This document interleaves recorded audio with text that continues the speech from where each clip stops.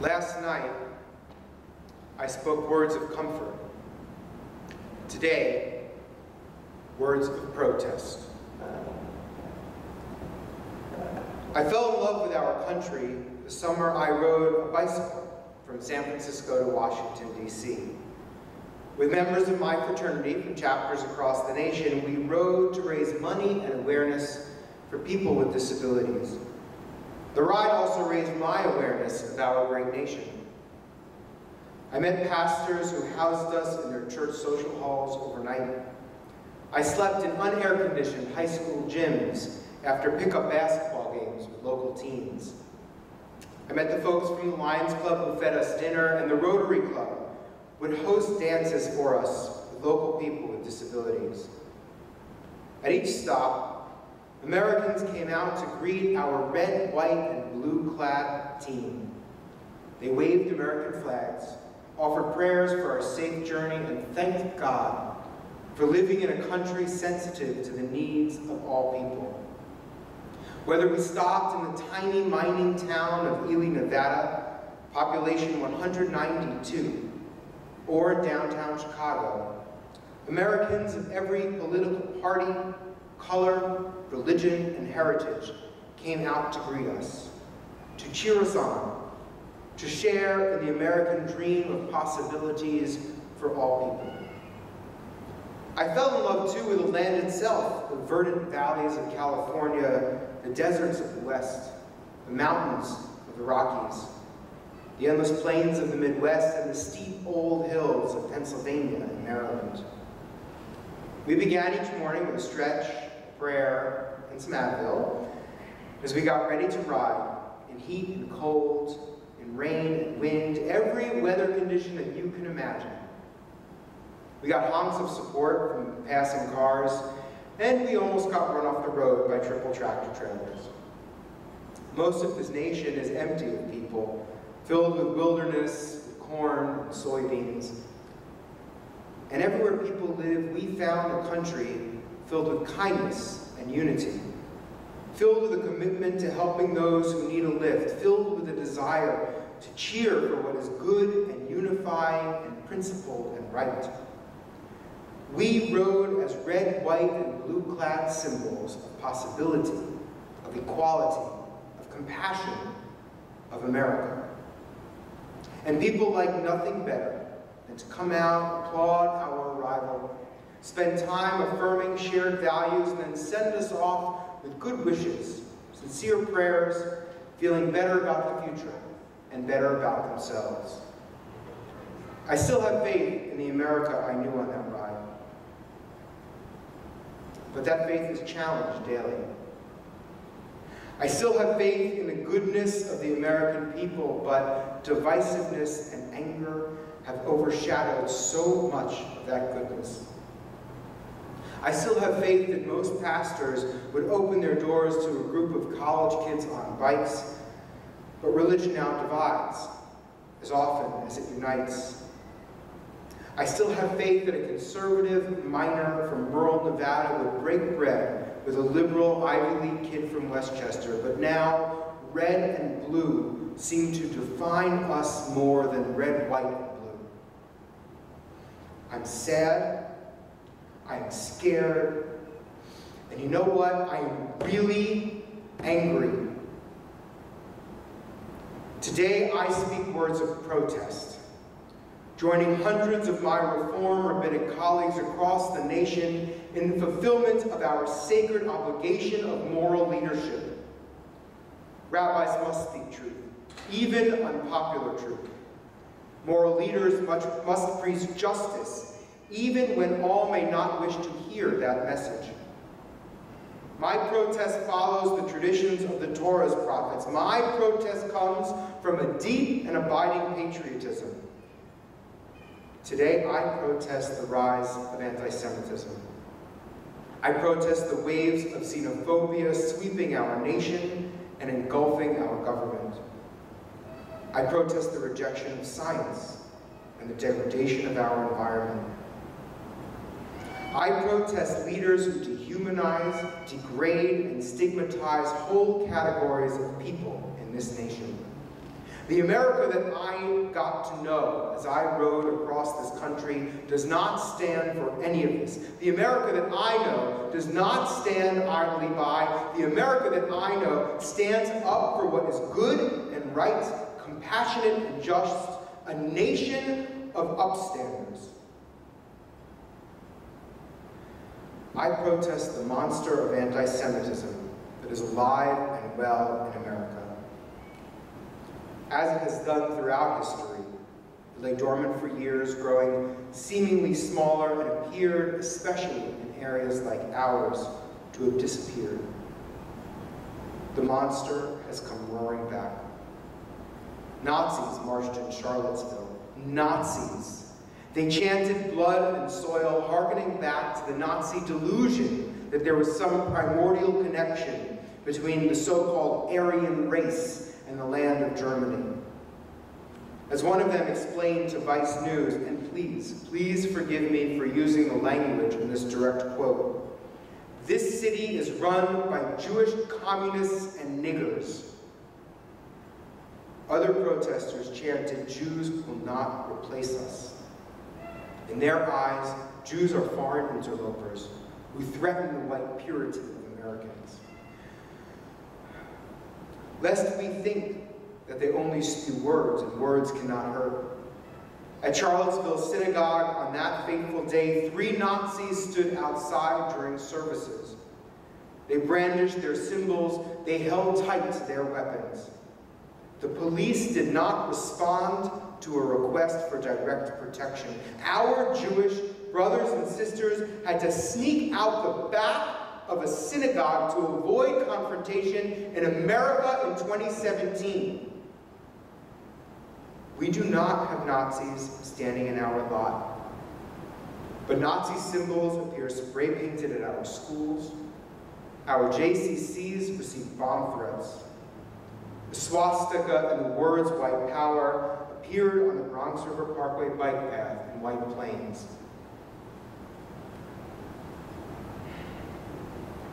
This past week, we hosted the Westchester Jewish Council's annual High Holy Day security briefing.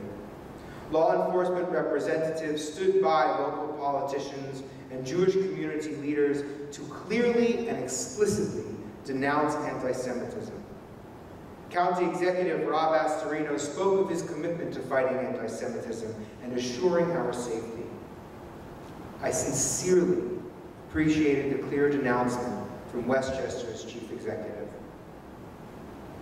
And at the same time, it highlighted the ambiguity and false moral equivalence drawn by President Trump following Charlottesville and again just last week. The evil and hatred of Nazis and white supremacists cannot find one iota of support from our national leadership. If statements of condemnation require any explanation at all, they are utterly insufficient. We need leadership like that of Washington, who famously wrote to the Jews of Newport, Rhode Island, "Happily, the government of the United States gives to bigotry no sanction, to persecution no assistance," and so I protest. I protest the rise of anti-Semitism. I protest those who poo-poo the rise, who say it's not that bad. I protest leaders who fail to clearly and immediately and completely denounce not only anti-Semitism, but the anti-Semites who carry it out. I protest. I protest, too, the waves of xenophobia sweeping our nation and engulfing our government. For 2,000 years, the people of the world reviled the Jews. For 2,000 years, we had no hope. For 2,000 years, we stood as the other, the epitome of all that seemed foreign and impure and strange and shifty and usurious and suspicious. If anyone should understand the horror and immorality of xenophobia and rejection facing today's refugees and immigrants, it is us. Our tradition could not be clearer on this. The commandment to welcome the stranger appears 36 times in the Torah, more than any other commandment. more than any other, more than love your neighbor, more than do not steal, more than do not murder, we are told to welcome the stranger. The Talmud teaches that God created us all from the first person so that no human being could ever say, my lineage is greater than yours. Our congregation has taken this commandment to heart as we welcome the Taha family from Kurdish Iraq to Westchester this past spring. We did this with the volunteer efforts of nearly 50 congregants, the generous financial support of several more, and the incredible leadership of Stephen and Joan Cass. The Tahas have started to establish themselves in America. They do it with the same fits and starts as every new immigrant family, but the doors of opportunity and freedom have opened for this family, and we should take great pride in helping in our small but significant way. Our actions stand in contrast to those of our government. The administration plans to let in fewer than 50,000 refugees. The administration canceled deferred action for childhood arrivals. Who are we to visit the sins of the parents on their children? Who are we to tear apart families and communities? The fig leaf law and order argument covers up a nefarious xenophobia and racism befitting Charles Lindbergh or Bill Bull Connor. Once law stops serving the residents of our land, once law becomes a hammer with which to smash compassion, the law loses its moral force, and our nation loses a bit of its soul. Some worry if we have the resources to welcome refugees. They seek to prioritize people who are already citizens. While the America that I know, the America whose roads I pedaled end to end, has resources of compassion and treasure, caring and kindness that can handle any challenge. The America that I know can juggle multiple moral imperatives at one time. To suggest that America cannot absorb and integrate a meaningful number of refugees is to cast dispersion on all that makes this country great. And so I protest. I protest for the Tahas. I protest for the undocumented children in school with my children. I protest for the immigrants holed up in churches seeking sanctuary from the United States government. And I protest in memory of generations of Jews who found doors slammed in their face, who suffered through 2 millennia of xenophobia. I protest.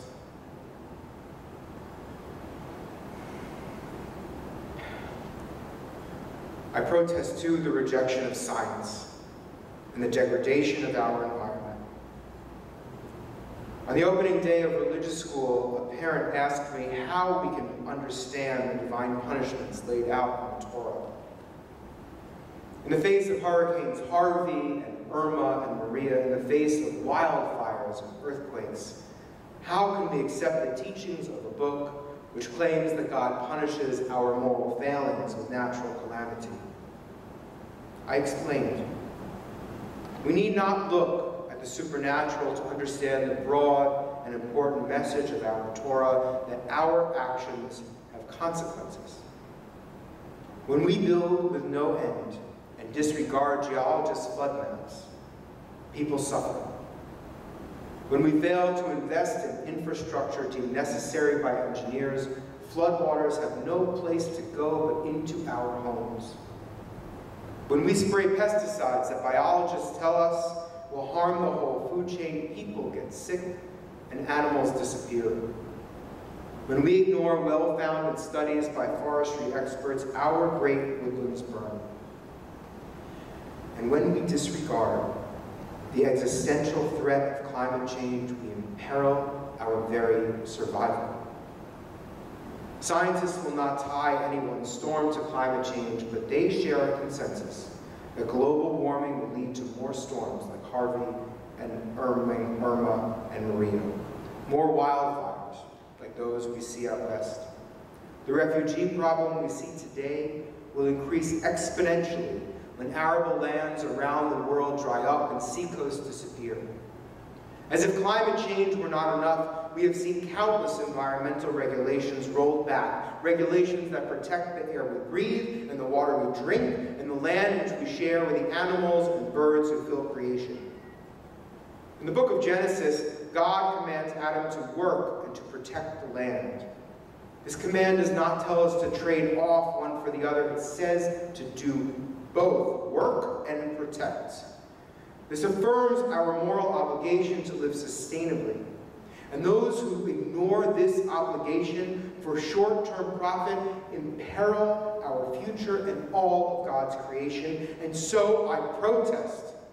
I protest those who today work actively for environmental degradation. I protest those who ignore sound climate science and thereby threaten our very existence.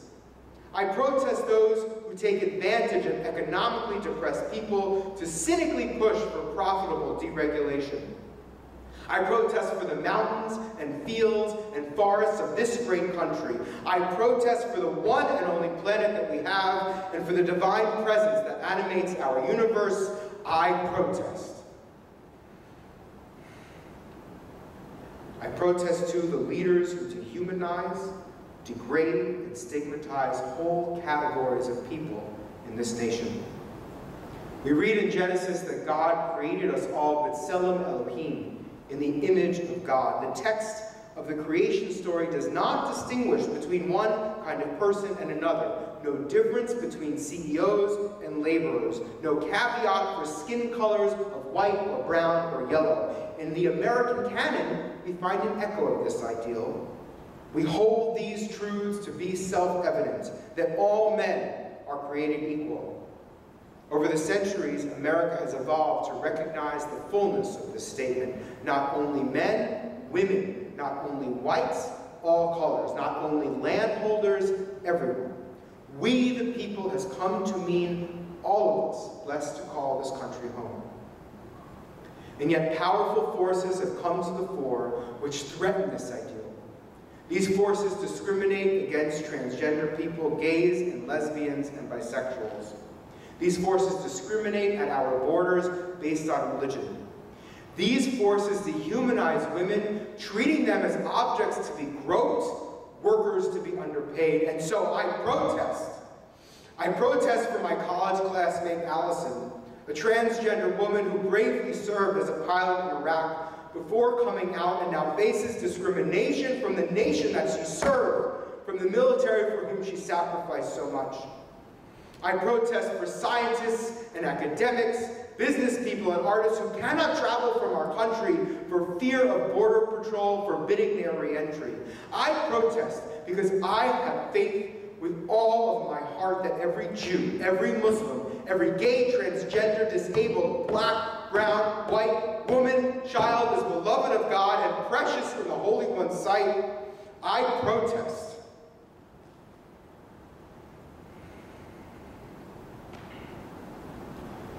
Judaism demands moral leadership, not only from our rabbis, but from each member of the covenant, each one of us.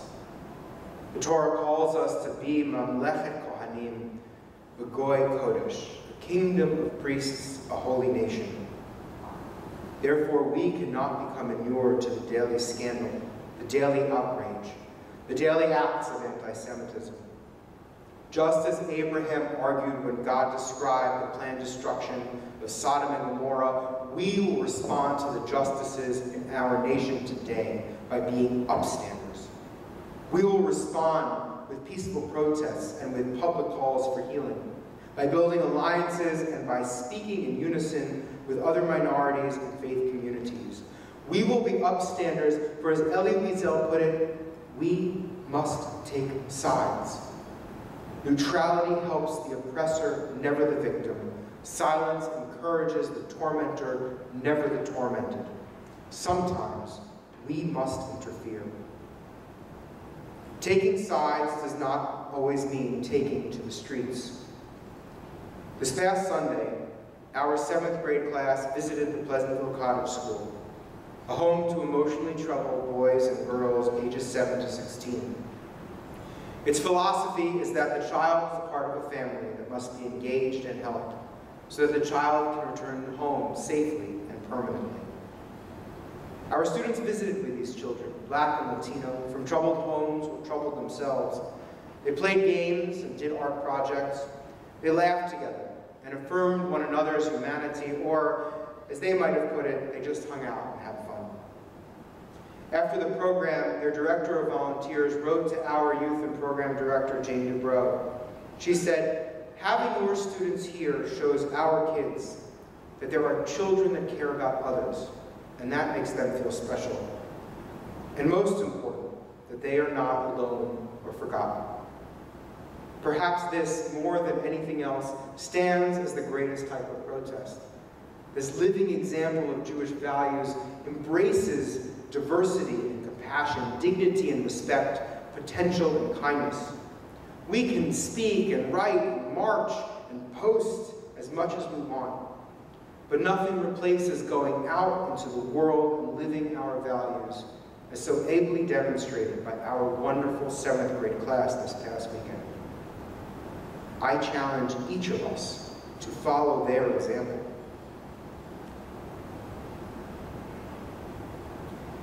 My cross-country bicycle journey ended on the steps of the Capitol building in Washington, D.C. With a police escort, we rode 2 by 2 down Pennsylvania Avenue, snapping pictures with tears of joy and pride. We arrived to the cheers of family and friends who had gathered in D.C., and after a moving ceremony, we took pictures holding up our bikes with the Capitol Dome in the background. I still get choked up when I see the Capitol.